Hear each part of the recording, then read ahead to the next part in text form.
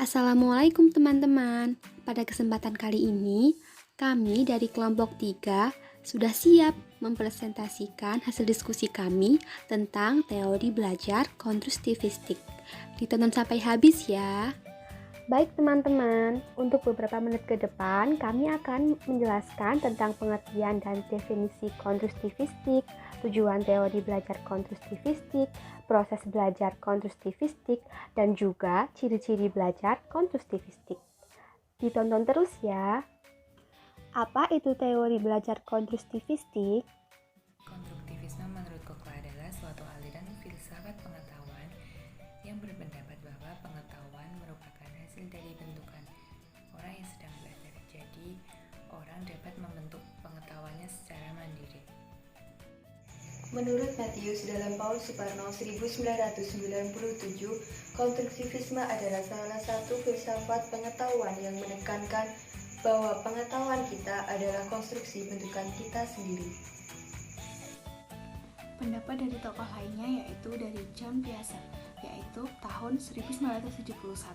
Pengetahuan adalah suatu konstruksi atau bentukan dari kegiatan pengalaman maupun kegiatan seseorang.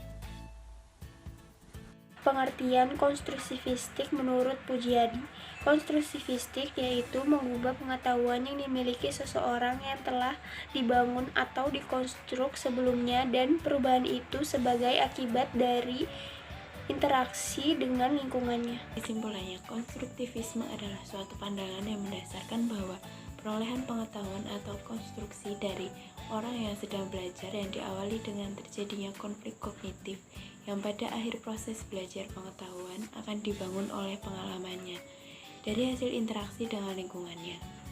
Teori konstruktivisme didefinisikan sebagai pembelajaran yang bersifat generatif, yaitu tindakan mencipta suatu makna dari apa yang dipelajari. Berbeda dengan aliran behavioristik yang memahami hakikat belajar sebagai kegiatan manusia membangun atau menciptakan pengetahuan dengan memberi makna pada pengetahuannya sesuai dengan pengalamannya. Selanjutnya kita akan menjelaskan tentang tujuan teori belajar konstruktivistik. Tujuan teori belajar konstruktivistik selanjutnya yaitu memberikan kesempatan kepada siswa untuk mengungkapkan gagasannya dengan bahasanya sendiri.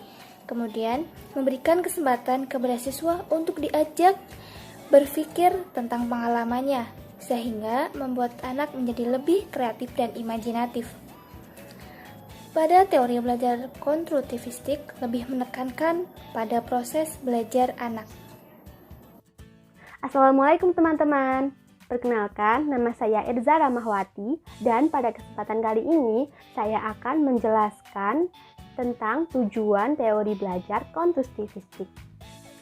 Nah, tujuan teori belajar konstruktivistik selanjutnya adalah untuk memotivasi anak agar mereka mampu berpikir dan mampu memahami bahwa belajar itu merupakan sebuah tanggung jawab dan sebuah keharusan.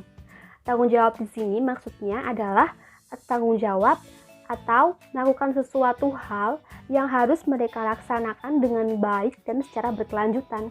Jadi, apabila tujuan teori konstruktivistik ini dapat diterapkan dengan baik pada kehidupan anak-anak yang sebenarnya, maka anak akan mengerti bahwa belajar merupakan sebuah tanggung jawab. Yang kedua, tujuan teori konstruktivistik memiliki maksud untuk mengembangkan anak agar mereka mampu berpikir secara mandiri. Kenapa sih hal ini perlu dilakukan? Tentu saja hal ini perlu dilakukan karena apabila anak mampu berpikir secara mandiri, maka secara tidak langsung akan membantu perkembangan kognitif anak itu sendiri. Jadi mereka mampu mengembangkan daya pikir mereka atas apa yang mereka lihat ataupun mereka alami. Dan yang terakhir, teori konstruktivistik juga bertujuan untuk memberikan kesempatan pada anak agar mereka mampu mengembangkan gagasan-gagasan baru yang berasal dari diri mereka sendiri.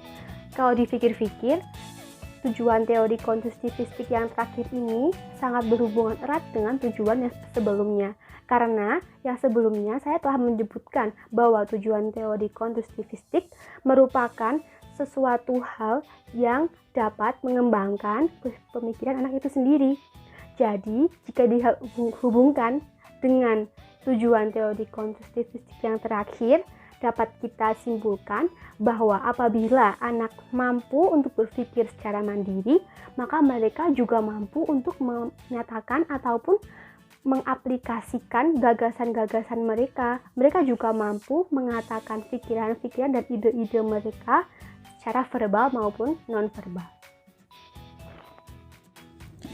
Selanjutnya, kita akan belajar tentang proses belajar teori konstruktivistik dari peran guru, peran siswa, dan juga sarana belajar. Peranan guru adalah sebagai fasilitator siswa. Artinya adalah untuk membantu siswa untuk membentuk pengetahuannya sendiri agar pengetahuan berjalan lancar. Guru dituntut untuk memahami jalan pikir atau cara pandang siswa. Guru sebagai pengendali yang meliputi 1.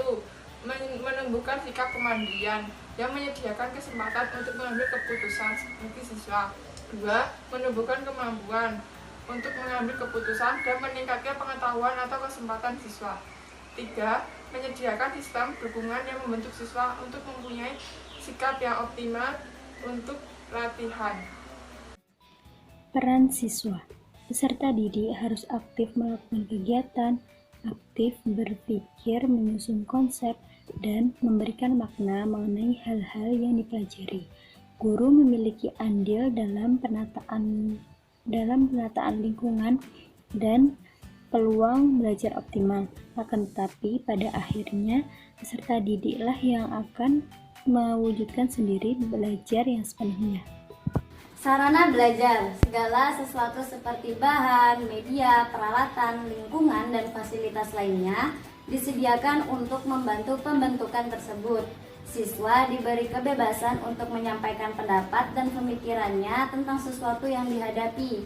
Ini juga dapat dilakukan melalui menonton film, TV, video, rekaman suara untuk mengganti pengalaman secara langsung. Baik teman-teman semua, untuk yang terakhir, kami akan menjelaskan tentang ciri-ciri pembelajaran konstruktivistik. Ciri-ciri pembelajaran konstruktivistik yang pertama yaitu pengetahuan dibentuk berdasarkan pengalaman atau pengetahuan yang telah ada sebelumnya.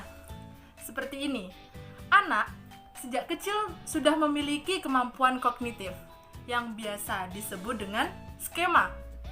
Nah, skema terbentuk karena adanya pengalaman-pengalaman. Misalnya seperti ini. Anak sering bermain dengan kelinci dan kucing, dua hewan yang sama-sama berbulu. Dengan seiring berjalannya waktu, dengan seringnya anak main dengan kucing dan kelinci, anak jadi tahu, oh ternyata di dua hewan yang berbulu ini ada perbedaan. Yang satu berkaki 2, si kelinci, dan yang satu, si kucing berkaki 4. Nah, dengan pengalaman ini, struktur kognitif skema anak terbentuk, bahwa ternyata hewan itu ada yang berkaki 2 dan ada yang berkaki 4, walaupun sama-sama berbulu. Ciri selanjutnya yaitu memanfaatkan berbagai media termasuk komunikasi lisan dan komunikasi tulis, sehingga pembelajaran dapat berjalan lebih efektif. Contohnya kita bisa memanfaatkan media papan tulis. Di sana kita bisa mengembangkan kemampuan baca tulis anak. Di samping kita bisa menjelaskan tentang apa yang ada di papan tulis, kita bisa selipkan berbagai soal dan berbagai pertanyaan yang kita lontarkan kepada para siswa. Tujuannya yaitu agar siswa dapat lebih berani mengungkapkan pendapat, agar siswa lebih berani menjawab, agar siswa lebih mau berpikir kritis, berpikir inovatif, dan memunculkan segala-gala idenya. Dari sanalah siswa dapat mengembangkan kemampuan komunikasinya sehingga siswa dapat mengikuti pembelajaran dengan nyaman dan dengan baik. Adanya laporan belajar siswa untuk orang tua, baik berupa rapot, hasil karya, hasil karangan, maupun laporan praktikum. Dan juga siswa harus berpikir kritis dalam memecahkan setiap masalah dan dalam menemukan pengetahuan baru. Selain itu, guru juga harus kreatif dalam mengolah kelas. melibatkan siswa secara emosional dan sosial sehingga pembelajaran dapat menarik dan siswa mau belajar. Selanjutnya, siswa aktif sharing bersama dengan teman, yaitu pengetahuan dapat berdasarkan pengalaman orang lain atau bekerja sama dengan orang lain. Akhirnya, usai sudah perjumpaan kita pada kesempatan kali ini. Semoga teman-teman yang menonton video kami dari awal hingga akhir mendapatkan manfaat dan ilmu yang berguna. Kami mohon maaf apabila terdapat kesalahan. Terima kasih dan wassalamualaikum warahmatullahi wabarakatuh.